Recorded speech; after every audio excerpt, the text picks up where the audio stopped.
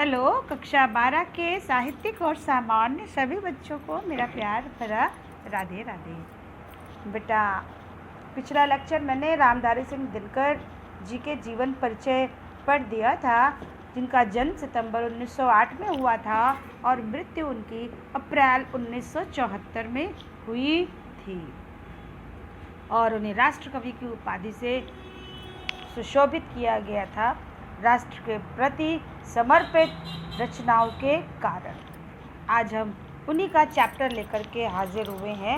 वैसे तो उनका जो चैप्टर है पुरूरवा और उर्वशी वो भी था, लेकिन पैंडमिक के कारण इस वर्ष जो है आपका ये पार्ट हटा दिया गया है और अब केवल अभिनव मनुष्य ये खाली आपके कोर्स में इस साल है, अगले वर्ष फिर से पूरा हो जाएगा।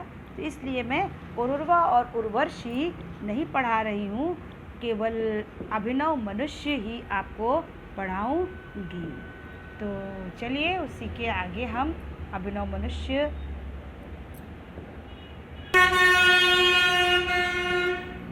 तो रामधारी सिंह दिनकर जी का चैप्टर है अभिनव मनुष्य, उसके बारे में हम अब आपको लेक्चर देने जा रहे हैं। ये मैं हूँ, मेरे बारे में तो आप काफ़ी कुछ जान चुके हैं, अब ज़्यादा कुछ बताने की ज़रूरत भी नहीं है। जीवन परिचय के बारे में मैंने आपको बता दिया है और अब उनके पाठ के बारे में बताते हैं।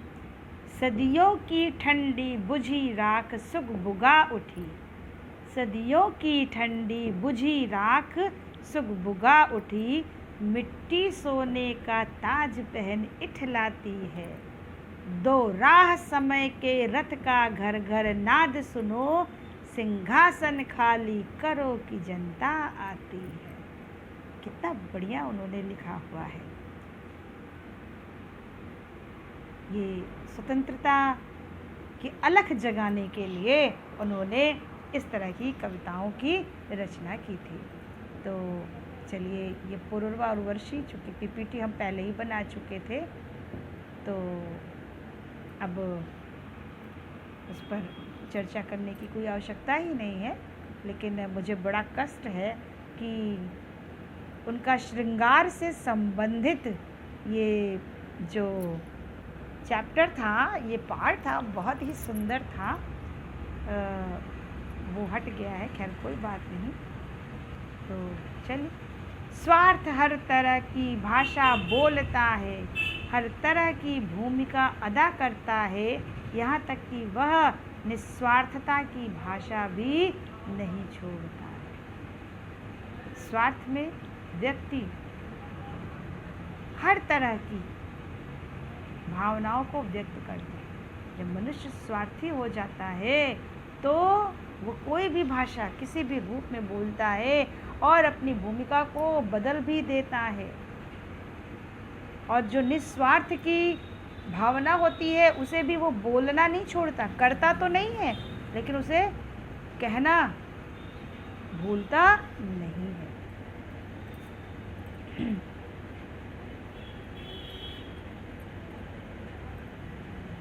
चलिए, अभिनव मनुष्य। अभिनव मनुष्य जो है ये दिनकर जी का लिखा हुआ पाठ है। इस पद्यांश में आज के मानव की असीम आवश्यकताओं और उसकी इच्छाओं का वर्णन उन्होंने इस अभिनव मनुष्य में किया हुआ है। मनुष्य के जो आवश्यकताएं हैं वो असीम है, इसका कोई सीमा नहीं है, और उसकी इच्छाएं भी असीम है।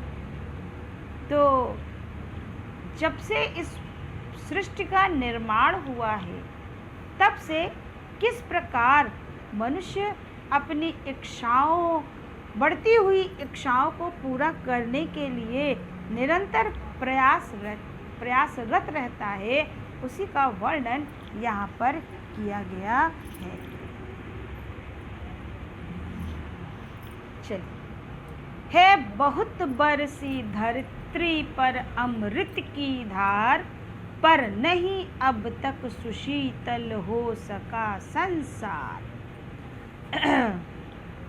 बहुत बरसी धरित्री। धरित्री माने पृथ्वी या धरती। यहाँ पर रामधारी सिंह दिनकर जी कहते हैं कि इस संसार में अनेकों महात्माओं ने समय समय पर जन्म लेकर के अपने उपदेशों की अमृत वर्षा की है। अमृत की धारा छोड़ी है। यहाँ अमृत की धारा से तात्पर्य उपदेश रूपी अमृत से है। तो है बहुत बरसी धरित्री पर अमृत की धार। दिनकर कवि जी कहते हैं कि इस संसार में अनेक महात्माओं ने समय समय पर जन्म लेकर के अपने उपदेश रूपी अमृत की वर्षा की है, परंतु पर नहीं अब तक सुशीतल हो सका संसार। किंतु उससे आज तक भी इस संसार में सुशीतल माने शांति की स्थापना नहीं हो सकी। महात्माओं ने, महापुरुषों ने अपने उपदेश रूपी अमृत की बहुत वर्षा की है इस संसार में, इस सृष्टि पर, परंतु उससे आज तक इस संसार में शांति की स्थापना नहीं हो सकी है। भोग लिप्सा आज भी लहरा रही उद्दाम, बह रही असहाय नर की भावना निष्काम। उद्दाम माने प्रचंड, तीव्र, तेजी, इसका अर्थ होता है। भोग लिप्सा माने भोग विलास में डूबे रहना। तो दिनकर जी कवि जी कहते हैं भोग लिप्सा आज भी लहरा रही उद्दाम। आज प्रत्येक मनुष्य ईर्ष्या, द्वेष, कपट, छल, धोखा और घृणा की अग्नि में निरंतर जल रहा है। भोग लिप्सा, भोग लिप्सा, भोग में डूबा हुआ है, अर्थात काम, क्रोध, लोभ, मोह, ईर्ष्या, द्वेष, कपट, छल, इन सब में आज भी मनुष्य निरंतर जल रहा है। और उन अवतारी पुरुषों और ज्ञानी महात्माओं के अमृत वचन मनुष्य के हृदय में स्थित राग, द्वेष और भोग की इच्छाओं की लपलपाती प्रचंड अग्नि को शीतल न कर सके। भोग लिप्सा आज भी लहरा रही उद्दाम। कवि कहते हैं कि आज प्रत्येक मनुष्य ईर्ष्या, द्वेष, छल, कपट, धोखा की अग्नि में निरंतर जल रहा है।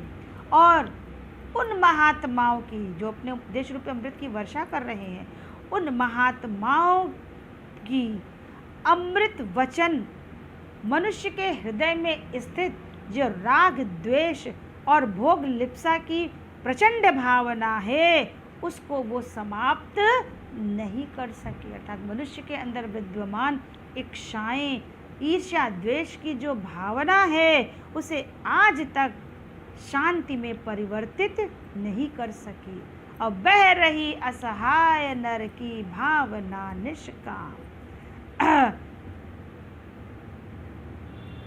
महापुरुषों ने सदैव ही इस संसार को समानता का उपदेश दिया है, किंतु कहीं भी उनका उपदेश फलीभूत होता दिखाई नहीं होता है। यह सब जगह एक ओर तो धनी मानी साधन संपन्न लोग निरंतर भोग विलास में डूबे हुए हैं और जिनकी नई नए भोगों को भोगने की लिप्सा निरंतर बढ़ती जा रही है, वहीं दूसरी ओर ऐसे असहाय लोग भी हैं, साधन विहीन विवश मनुष्य हैं, जो कि दो वक्त की, उनकी इच्छाएं तो छोड़िए, वो दो वक्त की रोटी के लिए भी मजबूर है। अर्थात अपने लिए दो वक्त की रोटी जुटाने में भी असमर्थ है।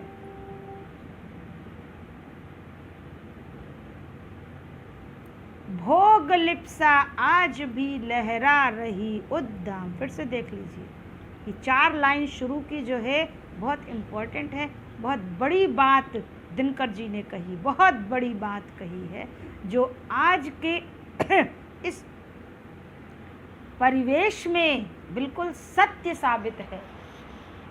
आज के इस परिवेश में अगर आप देखिए सच्चाई से तो हर व्यक्ति के अंदर वो दिखाई पड़ती है। तो भोग लिप्सा आज भी लहरा रही उद्दाम। कवि कहते हैं कि आज प्रत्येक मनुष्य ईर्ष्या, द्वेष, छल, कपट, धोखा, घृणा की अग्नि में निरंतर जल रहा है और उन महात्माओं अवतारी पुरुष के अमृत वचन मनुष्य के हृदय में स्थित उस राग, द्वेष और भोग इच्छा की प्रचंड अग्नि को शीतल न कर सके। अर्थात मनुष्य की भोग लिप्सा को वो समाप्त न कर सके। बह रही असहाय नर की भावना निष्काम। असहाय नर, नर माने मनुष्य, निष्काम माने निष्फल, निष्फल बिना फल के कार्य करना। तो आज जो व्यक्ति बिना फल के कर्म करता है उसकी तो कोई इच्छा पूरी ही नहीं होती, क्योंकि वो स्वार्थ रहित है। और यहाँ पर उसी की इच्छा पूरी होती है जो स्वार्थ से परिपूर्ण है। तो वही कह रहे हैं, बह रही असहाय नर की भावना निष्काम। महापुरुषों ने सदैव ही इस संसार को समानता का उपदेश दिया है, लेकिन ये समानता आज संसार में कहीं भी दिखाई नहीं पड़ती है और इसीलिए उनके उपदेश कभी भी सत्य साबित नहीं हो, कहीं फलीभूत होते दिखाई नहीं दे रहे हैं। यहाँ पर सब जगह एक ओर तो धनी मानी संपन्न लोग निरंतर भोग विलास में डूबे मिलेंगे, जिनकी नए नए भोगों को भोगने की जो इच्छा है वो निरंतर बढ़ती जा रही है। और वहीं दूसरी ओर ऐसे असहाय, साधन विहीन, विवश मनुष्य भी मिलते हैं जिनकी कोई भी कामना फलीभूत नहीं होती है, जो भोग विलास से तो दूर 2 जून की रोटी के लिए भी तरसते रहते हैं। इस संसार में कितनी असमानता है। महापुरुष तो समानता का उपदेश देकर के चले गए, लेकिन ये समानता कहीं दिखाई नहीं पड़ती है। यहाँ पर तो दिन रात जी तोड़कर परिश्रम करने वाले जो निष्काम पुरुष हैं वो सदैव निष्फल रहते हैं। कभी ये कहना चाहते हैं इसके माध्यम से कि दिन रात जी तोड़ परिश्रम करने पर भी उनके मनोरथ या उनकी इच्छाएं कभी भी पूरी नहीं होती हैं। तो इस प्रकार अवतारी, सिद्ध, ज्ञानी, ध्यानी महापुरुषों की समानता, सहयोग, त्याग तथा सहानुभूति के जो अमृत रूपी उपदेश हैं वो निष्फल हो गए हैं, अर्थात वो संसार में कहीं भी फलीभूत होते दिखाई नहीं पड़ रहे हैं। फिर कभी आगे क्या कहते हैं, भीष्म हो अथवा युधिष्ठिर या कि हो भगवान, बुद्ध हो कि अशोक, गांधी हो कि ईस महान।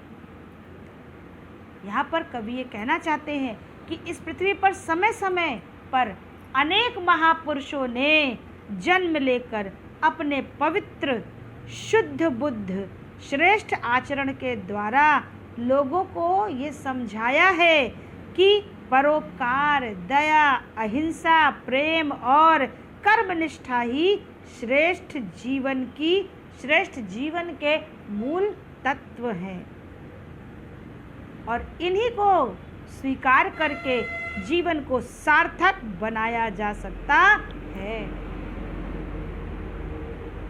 यहाँ पर भीष्म, युधिष्ठिर, अशोक, गांधी, ईसा मसीह, इन सब का नाम क्यों लिया जा रहा है? कभी क्यों लेना चाहता है?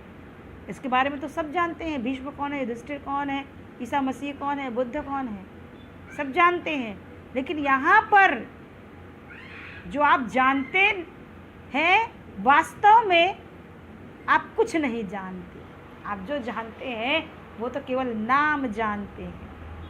और जो महापुरुष होते हैं वो नाम से महापुरुष नहीं होते हैं, वो कर्म से होते हैं महापुरुष। और उन्हीं महापुरुषों का कर्म ही तो हमें अपने जीवन में उतारना है, और वही तो हम करते नहीं हैं।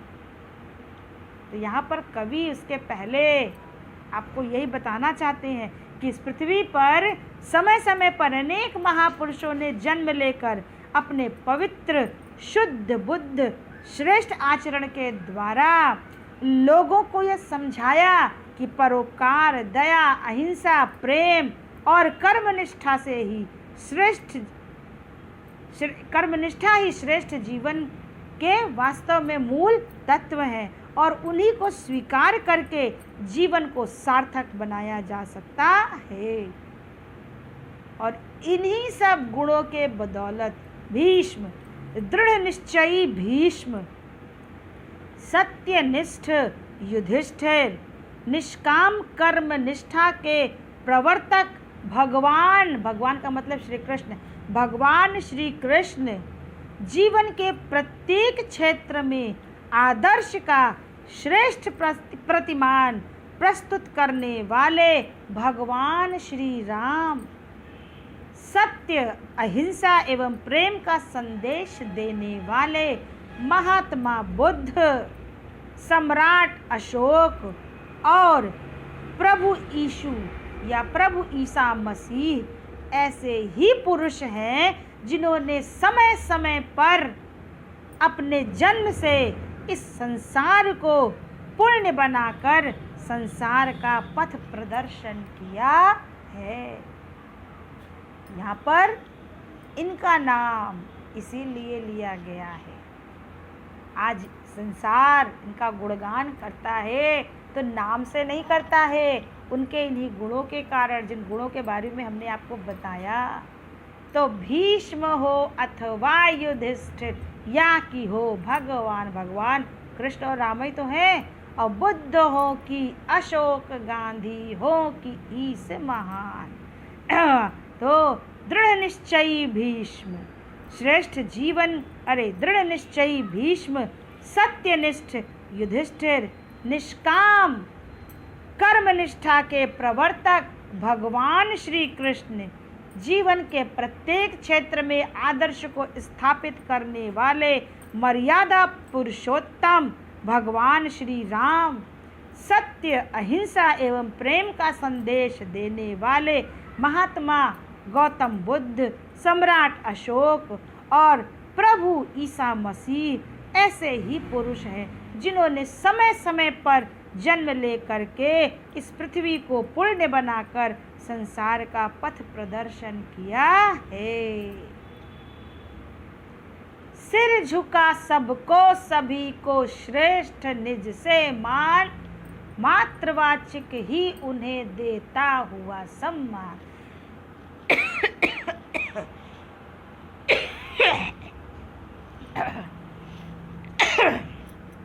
सॉरी,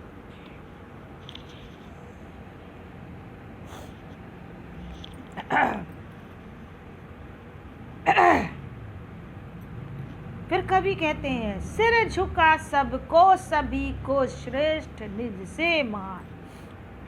मनुष्य ने सिर झुका करके अत्यधिक सम्मान और श्रद्धा के साथ इन सभी महापुरुषों को श्रेष्ठता स्वीकार की है। सिर झुका सबको, सभी को श्रेष्ठ निज से मान। ऐसा कोई शब्द नहीं जिसका अर्थ आपको न आता हो। निज माने अपना, मान माने सम्मान। कवि कहते हैं कि मनुष्य ने सिर झुका करके अत्यधिक सम्मान और श्रद्धा के साथ इन सभी महापुरुषों की श्रेष्ठता को स्वीकार किया है। किंतु विडंबना क्या है? जब हम सबको सम्मान के साथ स्वीकार करते हैं, विडंबना क्या है? मातृवाचिक ही उन्हें देता हुआ सम्मान। किंतु विडंबना, दुख तो इस बात का है कि इन्होंने उनकी श्रेष्ठता को केवल मौखिक रूप से स्वीकार किया है। वाचिक माने मौखिक। दुख तो इस बात का है, विडंबना तो इस बात की है कि उनकी श्रेष्ठता को वो केवल मौखिक रूप से स्वीकार करता है, उसका लेश मात्र भी, उनके गुणों का एक भी अंश उसके आचरण में नहीं उतरा है। मात्रवाचक ही उन्हें देता हुआ सम्मान। कवि कहते हैं कि दुख तो इस बात का है कि ये मनुष्य उनकी श्रेष्ठताओं को केवल मौखिक रूप से स्वीकार करता है, उसका लेश मात्र भी अपने आचरण में नहीं उतारता है। दग्ध कर पर को स्वयं भी भोगता दुख दाह, मानव चला अब भी पुरानी राह। अपनी कथनी और करनी के इसी अंतर के कारण वह दूसरे लोगों का शोषण करके उन्हें पीड़ा पहुंचाता है। दग्ध कर माने जलाकर या पीड़ा पहुंचाकर, पर को माने दूसरों को। तो दग्ध कर पर को स्वयं भी भोगता, दूसरों को अपनी इसी कथनी और करनी के अंतर के कारण वह दूसरों का शोषण करता है, उन्हें पीड़ा पहुंचाता है और दूसरों को दुख की आग में झोंक कर वह स्वयं भी उस दुख की अग्नि में जलता रहता है। मानव चला अब भी पुरानी राह, वह आज भी अपने आदिम युग के क्रूर, निर्मम एवं पशुत्व मार्ग पर चल रहा है। जिस तरह से मनुष्य के मानव जीवन की शुरुआत में जो आदिम मानव होता था, वो अपनी स्वार्थ को पूरा करने के लिए किसी भी स्तर तक गिर जाता था। तो उस मानव में और आज के मानव में अंतर क्या है? कुछ नहीं है। आज भी मानव अपने स्वार्थों की पूर्ति करने के लिए जितना नीचे से नीचे गिर सकता है उतना वो गिर जाता है, क्योंकि उस समय उसकी आंखों में सिर्फ स्वयं का स्वार्थ दिखता है, ना दूसरों की दुख दिखता है, ना दूसरों की पीड़ा दिखती है, ना दूसरे का कष्ट दिखता है। तो दग्ध कर पर को स्वयं भी भोगता दुखदा, आज भी मानव चला अब भी पुरानी राह। तो कवि कहते हैं कि अपनी कथनी करनी के इसी अंतर के कारण वह दूसरे लोगों का शोषण करके उन्हें पीड़ा पहुंचाता है और दूसरों को दुख की आग में झोंक करके वह स्वयं भी उस दुख की आग में जलता रहता है। वह आज भी अपने आदिम युग के क्रूर, निर्मम एवं पशुत्व मार्ग पर निरंतर चलता जा रहा है। कैसा लगा बेटा? अभिनव मनुष्य को अनोखा कहा जाता है, लेकिन उसकी अनोखेपन का ये प्रमाण, कितना सुंदर प्रमाण कवि ने दिया है। शायद इसको पढ़ कर के अब भी लोगों का मन परिवर्तित हो जाए, सोच परिवर्तित हो जाए, बहुत अच्छी बात है। और नहीं तो फिर वैसे ही है ना कि हम तो केवल जब महापुरुषों का जन्मदिन आता है तो बस उनके गुणों के बारे में लेक्चर दे देते हैं, भाषण दे देते हैं, दूसरों को बहुत समझा देते हैं, लेकिन वो सिर्फ भाषण तक ही सीमित रहता है, वो हमारे वास्तविक जीवन में कभी नहीं चलता। इसीलिए हम सदैव दुखी रहते हैं। तो आज के लिए इतना ही। आगे इसके अगले लेक्चर में अगर आपको मेरा लेक्चर पसंद आए बेटा तो सभी लोग ढेर सारा लाइक करिए, मेरे चैनल को सब्सक्राइब करिए और जितना हो सके शेयर करिए, क्योंकि कक्षा 12 में बहुत से बच्चे पढ़ते हैं और साहित्यिक और सामान्य दोनों के लिए ये चैप्टर है। तो जितना हो सके आपके लिंक में जो भी हैं आप उनको शेयर करिए और उनसे भी कहिए कि वो शेयर करिए। मेरा केवल यही फ़ायदा है और हमें तो आपका जीवन संवारना ही है।